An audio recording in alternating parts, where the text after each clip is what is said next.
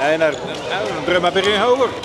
Já, klárlega, við gátum eiginlega betri byrjun og við bara spilum bara hrikalega vel held ég í kvöld og maður þarf að spila bara vel til þess að eiga möguleika að vinna mann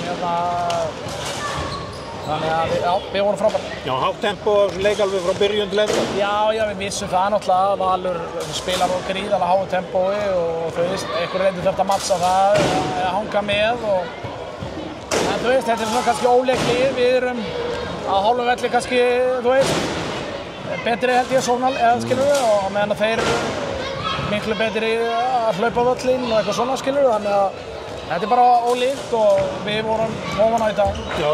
Það er svona aðeins annir lokið þið náðu 7 marka forskoti og þeir komaði sinni ekki 1, það var svona bara ekkert verið að fara þig?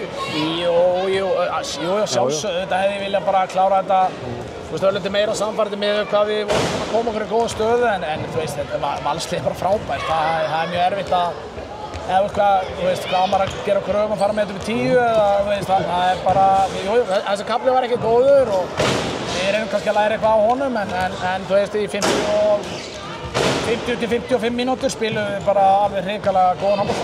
Já, ég meina, þú eigið bara eigið völlinn bara á þeirra heimavelli, sko. Já, stuðningsmennirnir frábærir og þetta var bara svo vera, þú veist, á heimavelli, ekki spurning og við þurfum annað eins á mánudaginn og ég veit að Framarar munu fylla Lambahöllina, það er ekki spurning og við ætlum líka að bara spila frábæran leik.